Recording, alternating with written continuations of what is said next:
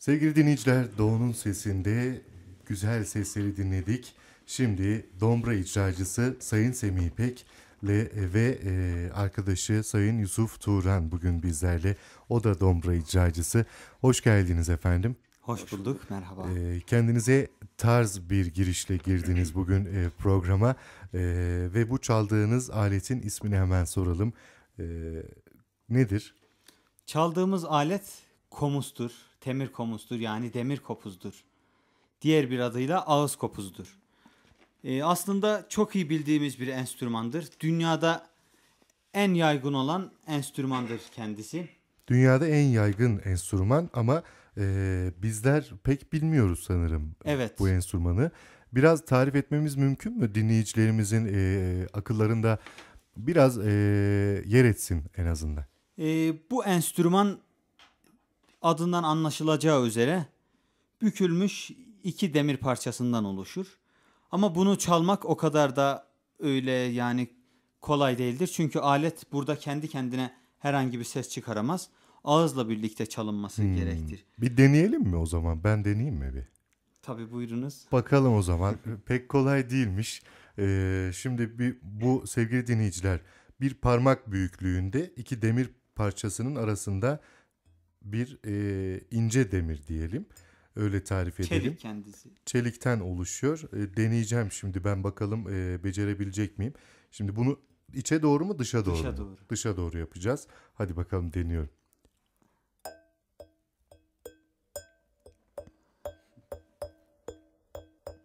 Evet. Demek ki aynı sesi alamıyormuşuz.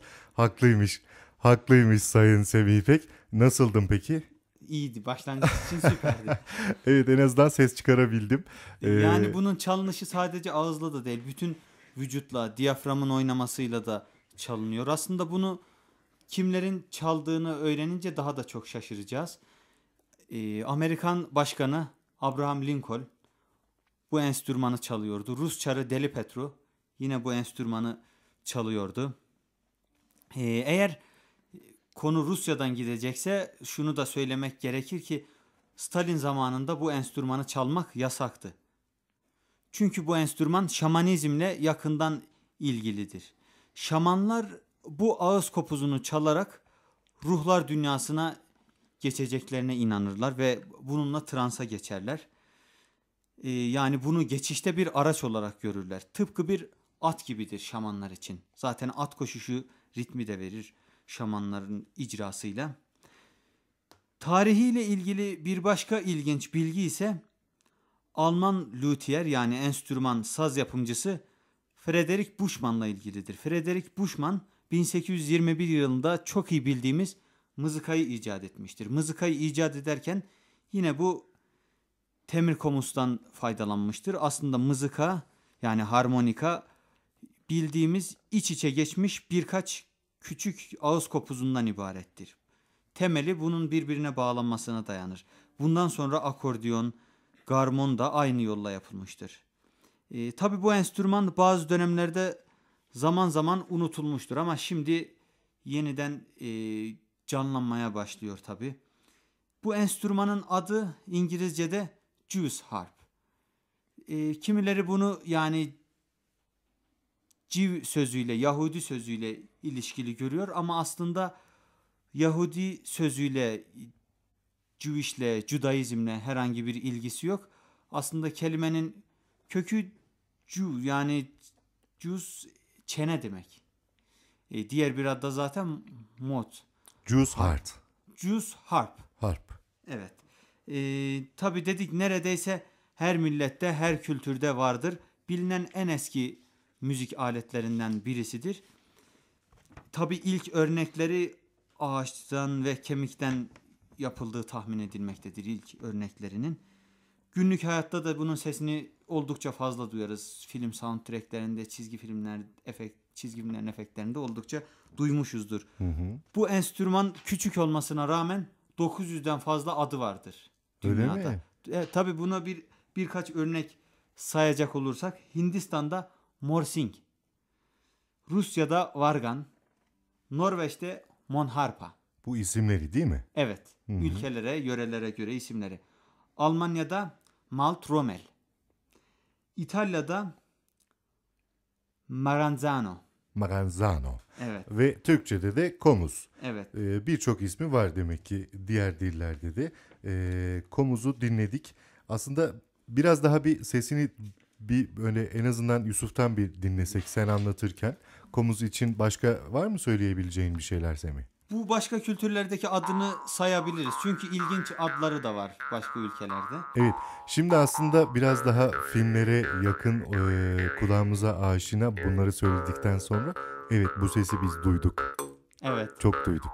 Özellikle mesela çizgi filmlerde işte şaşırmada, Evet, zıplama efektlerinde genelde kullanılıyor.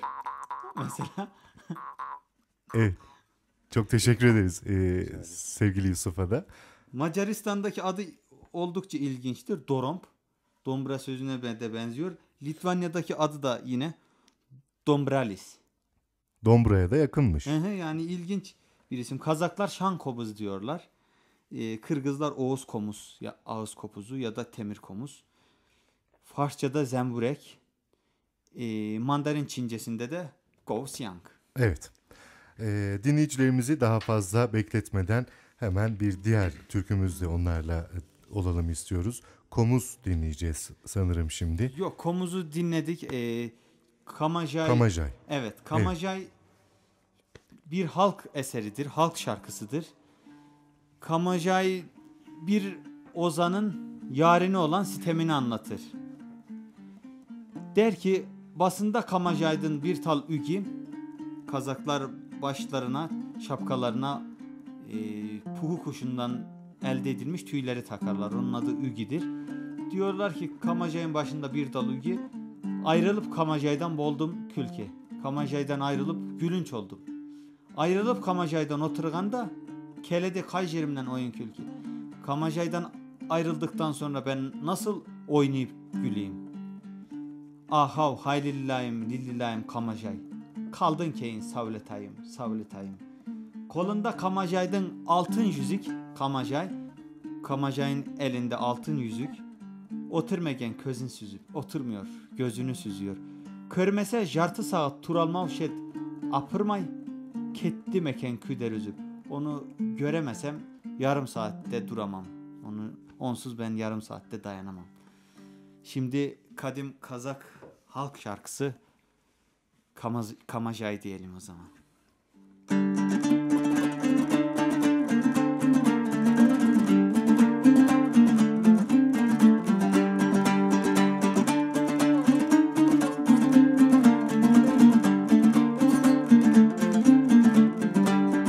Basında Kamajay'dan bir talüki ayrılıp Kamajay'dan boldum külke ayrılıp Kamajay'dan oturganda keredi Kayjerimden oyun külke Ahav haylillayım lillillayım Kamajay kaldın keyin savletayım Ahav haylillayım lillillayım Kamajay kaldın keyin savletayım, savletayım.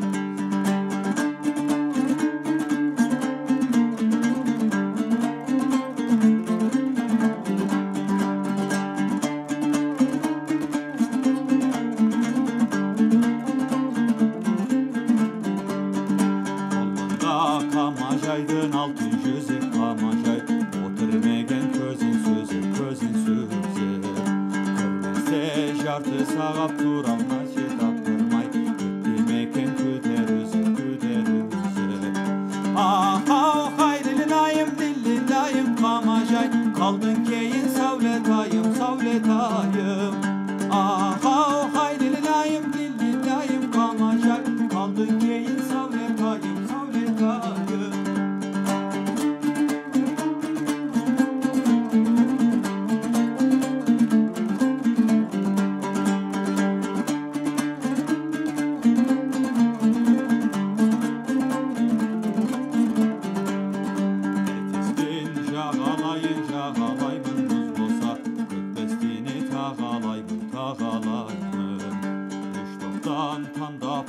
Kamajayım özündü 90 kızga bağalayım, bağalayım.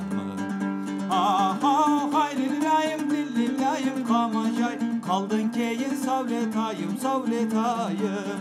Ah ah hayrilinayım, dillinayım kamajay, kaldın keyin savletayım, savletayım. Ah ah hayrilinayım, dillinayım kamajay, kaldın keyin savletayım, savletayım.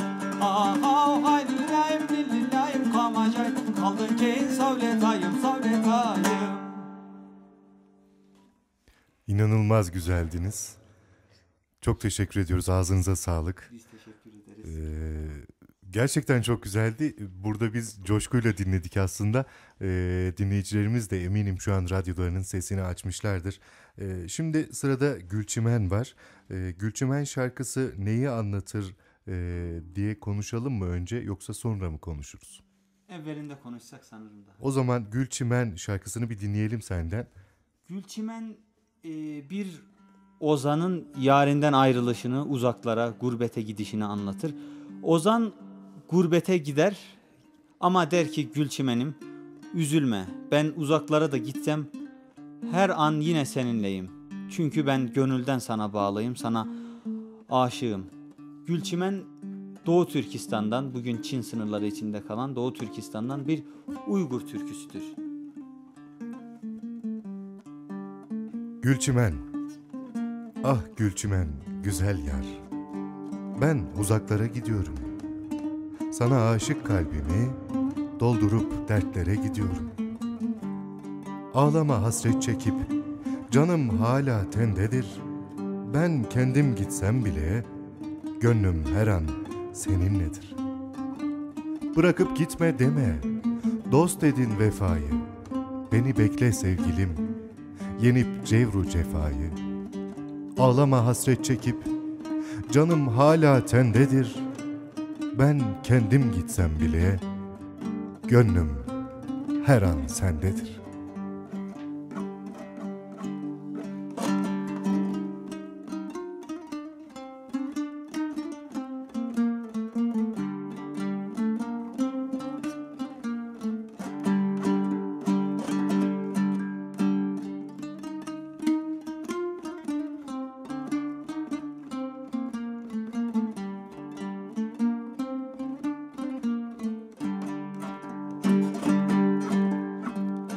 Gülçimen güzel ya, men kettim uzaklarga. Ah Gülçimen güzel ya, men kettim uzaklarga. Sana huştar kalbimni can Gülçimen doldurup azaplarga. Sana huştar kalbimni can Gülçimen doldurup azaplarga.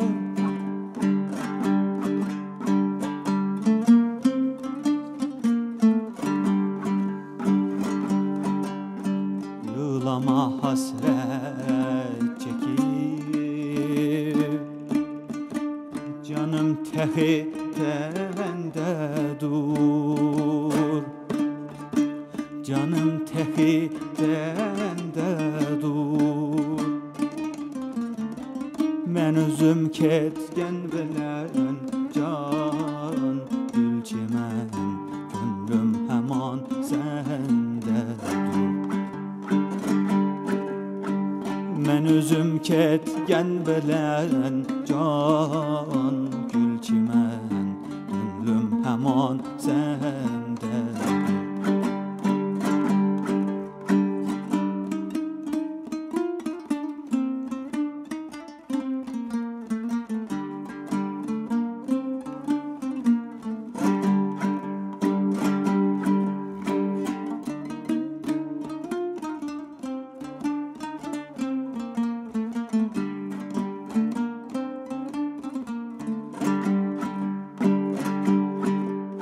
Taşlap gitti dimegi,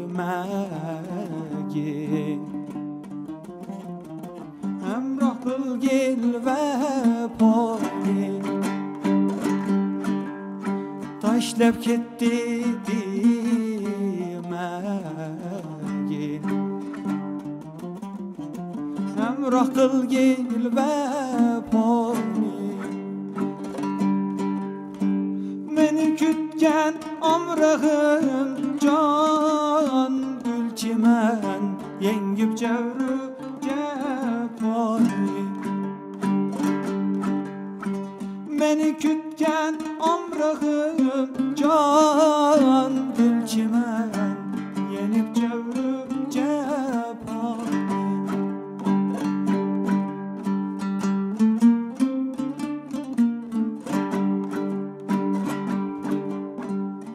Ağlama hasret çekip,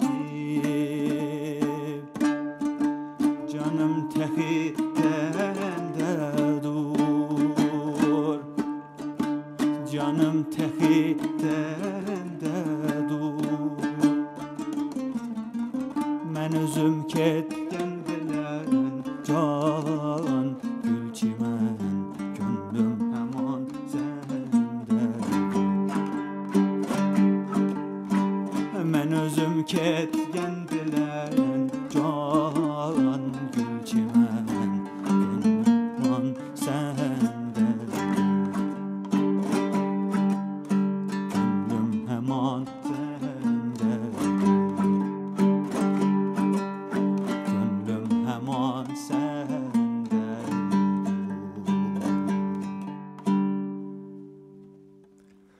Evet, yine güzel bir türkü dinledik. Gülçimen türküsünü dinledik. Gurbete gidip Gülçimen'e yaktığı bir yakarış bu sanırım. Evet tabii ondan ah istiyor yani, söz ver üzülmeyeceksin de diye. Evet Vefa işte yollar. bizim hep geçmişimizde bir gurbete gidip dönmeyen vardır. Gurbete çalışmaya giden vardır. Zengin olup geri dönmek isteyen vardır. Hep bir gurbet görmüşüzdür. Biz bu Türkler ve şimdi de Türk halk ezgilerinde bunların örneklerini de görüyoruz. Türkülerimiz de aslında bizlere onları anlatıyor. İşte anayı anlatır, oğlu anlatır. Bu sadece bize ait değil, Türk dünyasına ait. Çok güzel. Bir kez daha teşekkür ediyoruz. Ağzınıza sağlık. Biz teşekkür ederiz. Dediğiniz gibi Türkler çok çilekeş bir millettir. Çilesi de bitmiyor hala. Evet yani çile çekmeyen yoktur herhalde ama bu çileleri işte böyle güzel türkülerle dile getirip nesillerce de yaşatıyoruz. Ve bu çok güzel bir şey bizce. Efendim yine devam ediyoruz. Şimdi Alatav dinleyeceğiz sanırım. Alatav ne demektir Semih? Alatav Uludağ demektir. Alatav Aladağ demektir. Ala bildiğimiz gibi Türkiye Türkçesindeki ala sözü. Tav ise Kazakçada R yerine V'ye dönüşmüş. Biçimi dağ demektir. Aladağ. Bu Kurmangazi Sağırbayoğlu'nun büyük bestesidir. Muhteşem bestesidir. Kurmangazi Sağırbayoğlu Kazak dombrasında, küy sanatında zirve bir isimdir. Kendisi. Küy adını verdiğimiz tür ise Türkiye'deki adıyla saz eseri diyebiliriz. Sadece bir musikiyle insana bir şeyler anlatmaya çalışır. Herhangi bir söz içermez. Ama söz içerse belki anlamı daralacaktır çünkü. Böylece her dinlediğinizde sizi başka başka alemlere, başka başka diyarlara götürür. Böylece. Bu Alatav köyü de sizi o Ala dağların üstünde dolaştırır. Kazak bozkırlarında ata bindirir. O çadırlarda gece konaklatır ve tekrardan yine eser bittiğinde gözlerinizi açtığınızda olduğunuz yerde kala kaldığınızı fark edersiniz hala. Haydi o zaman bakalım gidecek miyiz biz de o Yusuf dağlara? Bey'den dinleyelim izninizle. Kurmangazı Sağır yolu Alatav köyü.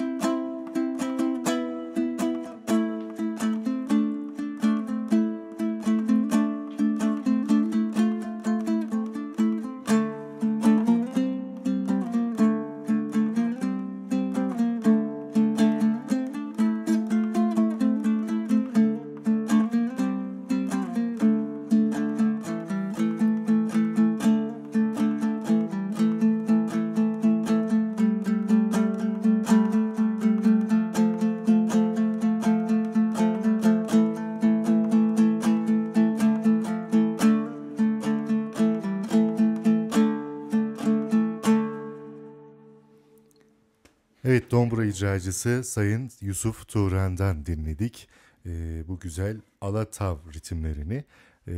Yusuf, seninle de konuşma şansımız olmadı. Şimdi ben şeyi soracağım. Dombra bizim aslında bağlamaya çok benziyor. Evet. Görünüş Form olarak. aynısı. Ama Armudi biçim. mızrap yok. Evet. Mızrap yok, evet. Nasıl peki? Eller gitar gibi çalınıyor, bu da tırnakla sanırım. Gitar gibi tırnakla. Kazaklar da şelpe diyor buna. Yani Şelpe. Aynı, evet. Bizim de aslında sap kısmında şelpeyi yapılır böyle Yapılır, evet. parmak ucuyla. Sen ne zaman tanıştın dombrayla? Dombrayla sanırım bir sene oldu. Belki bir sene civarında. Bir senedir çalışıyoruz. Peki hocan Semih diyebiliyor muyuz yoksa? Yani Semih. Yani vesile olan Semih. Yani epeydir ilgim vardı. Hı hı. Yani Semih ile tanışmış olduk. Epeydir dinliyordum onu. Evet, çok güzel. İyi bir tanışıklık olmuş. Çok da güzel olmuş. Sevgili dinleyiciler, Dombra icracısı Sayın Semih İpek ve Yusuf Turan stüdyomuzda sazlı sözlü bir sohbet gerçekleştiriyoruz Doğu'nun sesinde bugün bizler.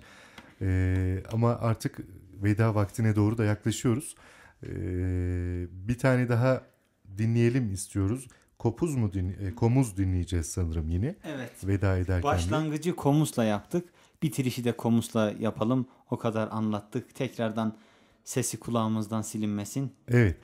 Aslında bir tane daha olsaydı ben de eşlik ederdim belki ama tabii sizi bozardı. Ben en iyisi Estağfurullah. böyle kalayım. İnşallah bir tane daha geliyor, Yusuf'a yoldaydım bugün. Evet, o zaman dinleyelim, sonra da veda edelim efendim.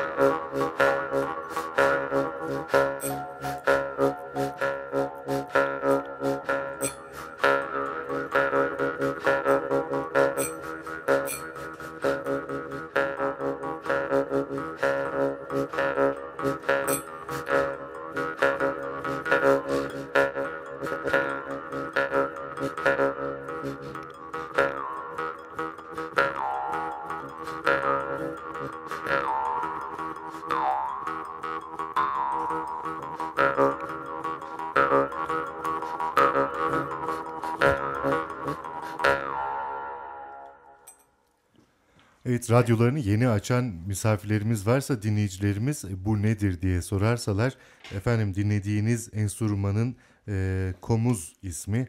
Komuz sesi dinledik. Dombra icracısı Sayın Semih İpek ve Yusuf Turan bugün stüdyomuzdaydı. Stüdyo konuklarımız oldular. Çok güzel türküler, eserler dinledik. Çok teşekkür ediyoruz arkadaşlar. Biz teşekkür ederiz. Teşekkür Hem size ederiz. hem de kıymetli dinleyicilerimize sağ olun, var olun. Evet, ben bir teşekkür de teknik yönetime aslında etmek istiyorum. Çünkü sesler çok güzeldi. Arif Karaman bugün bizlerle. Değerli dinleyenler, bu bir ekip işi ve onunla da bu güzel türkülere sesini sizlere kavuşturmaya sebep oluyor. Efendim çok teşekkür ediyoruz ve müzikle devam ediyoruz. Sevgili dinleyiciler, Türk halk müziği dünyasından Türk ezgileri sunmaya çabaladık. Bizler Dombra icracısı Sayın Semih İpek ve Yusuf Turan'la birlikteydik. Doğu'nun sesi Emel Sayın'ın sesiyle devam ediyor. Bak yeşil yeşil.